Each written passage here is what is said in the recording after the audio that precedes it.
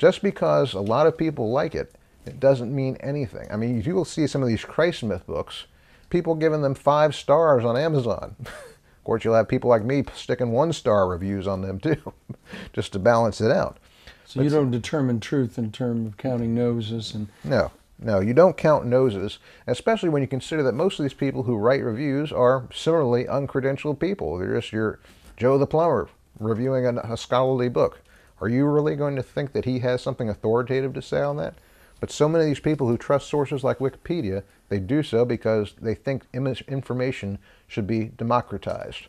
Now, Wikipedia also has their little warning that they put in, you know, that we don't have any footnotes here, we don't have any authoritative sources, or they may not be true, or how do you handle that? I see that's been about as useful as the Surgeon General warning has been for cigarettes and stopping those. I mean, you think people read that, or you think if they do, they really care? You know, I understand that a lot of teachers or professors will tell their students, I will not accept anything from Wikipedia. And I can understand why. You know, my name for Wikipedia is the abomination that causes misinformation.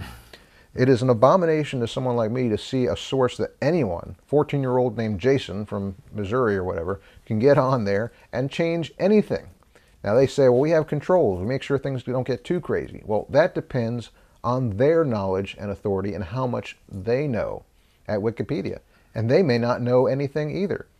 Now, you're obviously not going to be able to slip some really crazy stuff in there all the time. But if you slip it in there and it just sounds reasonable enough, their editors are not going to catch it, and it's going to stay there. And people are going to call up that article, and they're going to believe what it says.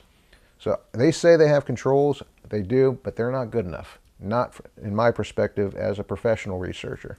So you are doing this work all the time. What are some other guidelines? Okay, a couple other guidelines. Another one is if they say, you should read this because it's provocative or it opens your mind. Now, all too often, that appeal is simply because it promotes something radical that they think should be given a hearing, irrelevant to facts or how well the case is made. Simply because something is provocative or supposedly opens your mind is not a good reason to trust it as a source. That doesn't say anything about its quality whatsoever.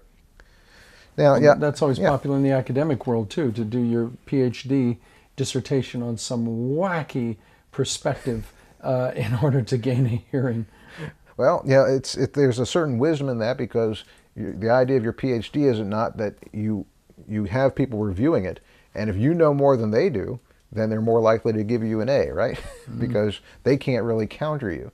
Now, I had a college professor who did that, not the way you're talking about, but he purposely picked an obscure subject to write about because he knew he'd have an advantage. I can see some wisdom in that. But tactically speaking, for research purposes, if you're looking for some reliable source, that kind of thing is not something you can trust automatically. It has to earn the trust that you give it. Now, I've seen a certain attitude by the cynics and skeptics. Again, they say, they're very confident in their own ability to discern the truth. And they have not gone through the same legwork that someone like you or I have gone through. They've not gone through the sources. You find out what their reading list is. It's maybe 1 or 2 things. And that's it. And they think that thereafter they are competent to make an evaluation. And I like what one scholar came up with as a name for this. There was a scholar named Dunning who had an assistant named Kruger. They came up with something called the Dunning-Kruger effect, which is summed up by saying people are incompetent and unaware of it. And the more incompetent they are, the least likely they are to be aware that they are incompetent. And so they continue to promulgate themselves as experts when they really aren't. When you're being critiqued, when your works are being critiqued, when you're engaging in dialogue with skeptics, how often do you see people trying to take shortcuts and present their view as a scholarly view? Is this something that's happening in all of your encounters? Nearly all of them, I'd have to say. At the very least, it's premised in the arrogance they display when they come to you saying, well, you're believing some ridiculous stuff there.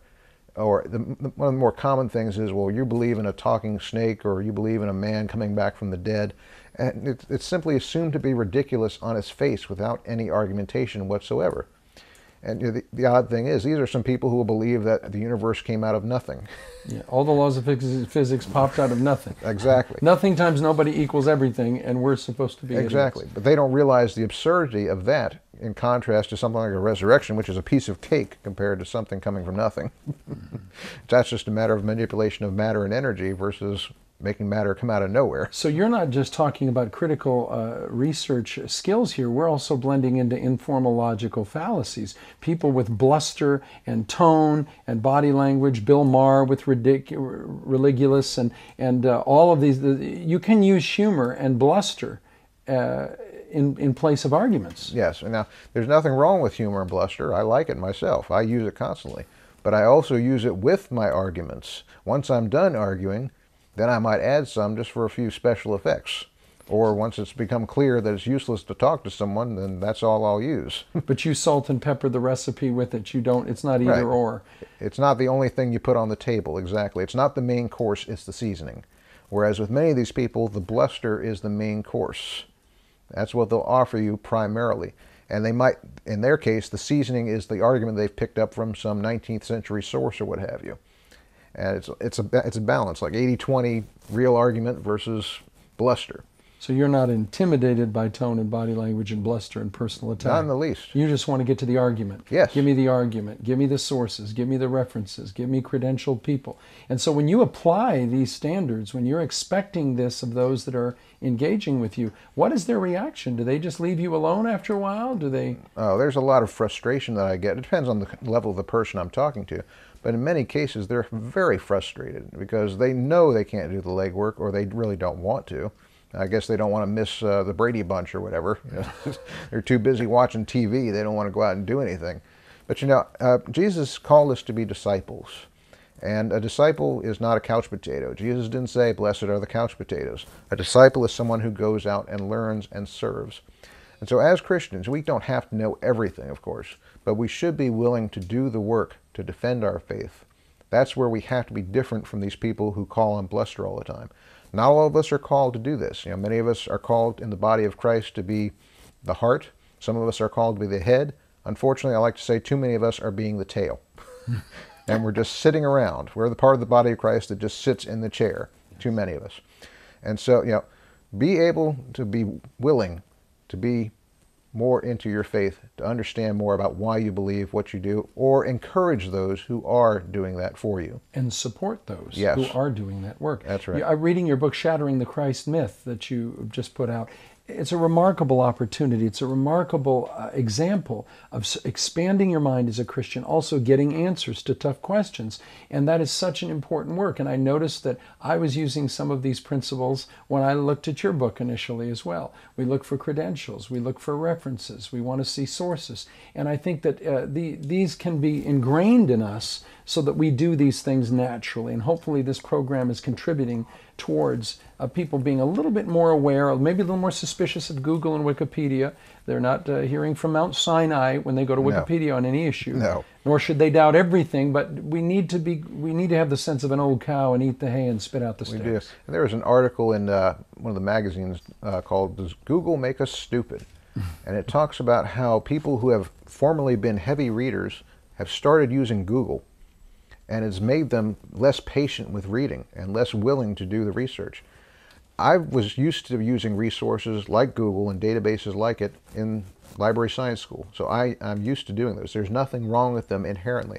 But when you let them do your legwork for you and let them do your critical thinking for you, you're going to fall into a trap. James Patrick Holding, president of Tecton Apologetics, author of Shattering the Christ Myth, The Mormon Defenders. Any questions you have, you can send them to JP. And I want to encourage you to get his books. Go to Amazon.com. He's a well thought out scholar. He is practicing what he's preaching. And we live in a time when we need to be giving sound answers with regard to our faith. The faith once delivered to the saints. There are answers. They are sound. And we would encourage you to go and search them out. We'll see you next time on the Veritas Forum.